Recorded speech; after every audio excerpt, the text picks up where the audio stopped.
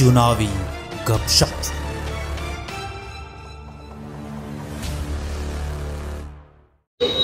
City news के खास अंक चुनावी गपशप में एक बार फिर से आप सभी दर्शकों का स्वागत है। मैं हूं आपके साथ सोनाली।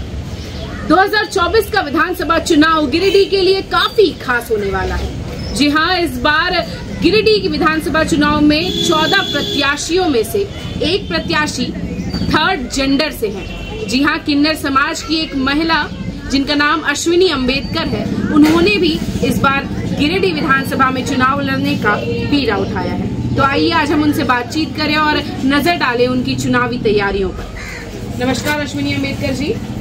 सबसे पहले हमारे गिरिडीह के नगर वासियों को, विधानसभा के जितने भी क्षेत्र हैं हमारे सभी को हमारी तरफ से जय झारखंड, जय जौहर, जय संविधान। मेरे मीडिया प्रभारी को भी तहे दिल से धन्यवाद करती हूँ। सिटी न्यूज चैनल वाले को, जितने भी हमारे हैं सभी को हमारी तरफ से तहे दिल से धन्यवाद करती हूँ। अश्विनी अंबेडकर जी, ऐसा क्या विचार आया, क्या कुछ आपने सोचा कि इस बार का विधानसभा चुनाव आपको लड़ना है? देखिए, कहीं ना कहीं जनता के बीच में हमारे गिरिडीह विधानसभा के क्षेत्र में बहुत सारी कमियां हैं, जिसके इतने सालों से कभी पूरा नहीं किया गया। और खास करके स्वास्थ्य को लेकर, बिजली, पानी और रोजगार को लेकर उस पर कभी कोई विशेष वर्क नहीं हुआ है, अब तक तो नहीं हुआ है। और इसके लिए ये कमी को देखते हुए मैं आगे आई। झारखंड से आप मतलब इस बार इकलौती ट्रांसजेंडर महिला है जो इस बार चुनाव में खड़ी हो रही हैं, तो इस पर आप क्या कहना चाहेंगे? इस पे हमारे जनता का काफी प्यार है और काफी सहयोग है। उनके कोऑपरेट से ही, उनके सहयोग से ही मैं आज में चुनाव लड़ने जा रही हूँ। और क्या कुछ चुनाव की आपकी तैयारियां चल रही हैं? अब प्रचार किस प्रकार चल रहा है? प्रचार और जनसंपर्क और हमारे जितने भी विधानसभा के क्षेत्र में मैं विजिट कर रही हूँ, वहाँ का रिजल्ट भी काफ़ी अच्छा है। जनता का एक ही बात कहना है कि हमें अपना नेता निस्वार्थ भाव से होना चाहिए। जो अब तक हम लोग अपना वोट को व्यर्थ और उसे वेस्ट किए हैं, उस वोट को हम लोग आपको देकर दीदी आपको आगे लेकर आएंगे और आप निस्वार्थ भाव से हमारे जनता का सेवा करेंगे। जब भी कोई चुनाव लड़ता है तो उनका कहीं ना कहीं अपना एक जनाधार होता है, अपना एक वोट बैंक होता है, एक फिक्स वोट बैंक, जो उन्हें पूरा भरोसा होता है कि हाँ ये समाज का ये वर्ग मुझे ही वोट करेगा, ये लोग मुझे ही वोट करेंगे। तो आपका वोट बैंक क्या है इस बार के चुनाव में? सबसे पहले तो मैं किसी जाति से नहीं हूँ, किसी मजहब से नहीं हूँ, ना ही मैं किसी धर्म की हूँ। मैं रिलीजन पे इलेक्शन नहीं लड़ रही हूँ, मैं इंसानियत की इलेक्शन लड़ रही हूँ। जो वोट में आज जो मेरा है, मैं ना हिंदू हूँ, ना मैं मुस्लिम हूँ, ना ही मैं सिख हूँ, ना मैं ईसाई हूँ। मैं केवल एक इंसान हूँ और इंसान को किसी जाति और किसी को धर्म की आवश्यकता नहीं होती। इंसान इंसान होता है, चाहे वो कोई भी कैटेगरी का। 14 प्रत्याशियों में से ऐसा कौन सा प्रत्याशी है जो आपको आपका मुख्य प्रतिद्वंदी लगता है, मेन कंपटीशन लगता है? एक दूसरे से सभी का कंपटीशन है, बट कोई चुनाव लड़ रहा है अपने लिए, कोई चुनाव लड़ रहा है अपनी फैमिली के लिए, कोई चुनाव लड़ रहा है हारने के लिए, कोई चुनाव लड़ रहा है जीतने के लिए। बट मैं चुनाव लड़ रही हूँ अपनी जनता के लिए। वो मेरी जीत नहीं है, मेरी जनता की जीत है।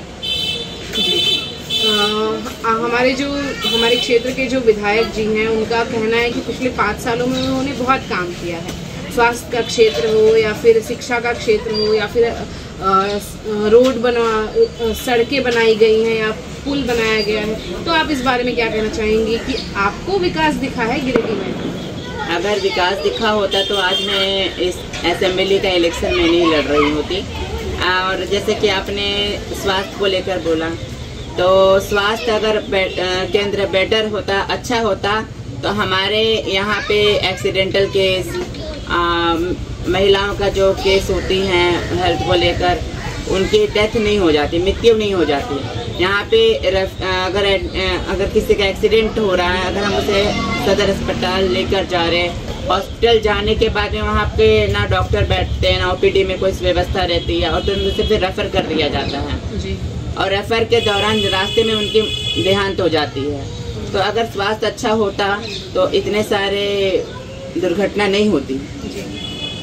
और शिक्षा को लेकर मैं कहना चाहूँगी कि अगर शिक्षा भी अच्छा होता तो जितने भी गवर्नमेंट स्कूल के टीचर है, क्या अपने बच्चे को अपने स्कूल में पढ़ा रहे हैं क्या? अभी जब शिक्षा है अच्छा तो अपने स्कूल के गवर्नमेंट टीचर जो हैं अपने ही बच्चे को क्यों नहीं अपने स्कूल में पढ़ाते हैं, प्राइवेट में क्यों डाल रहे हैं? आपको लग रहा है कि शिक्षा बेटर है? वो तो मैं कैसे बताऊं, गिरिडीह की जनता बताएगी। बिल्कुल। तो फिर आप ये बताइए, क्या गिरिडीह के जितने भी स्कूल हैं गवर्नमेंट स्कूल के टीचर अपने बच्चे को अपने गिरिडीह सरकारी स्कूल में पढ़ा रहे हैं? वो नहीं, मुझे नहीं। तो अगर अच्छा होता तो अपने बच्चे को खुद वो टीच करते ना।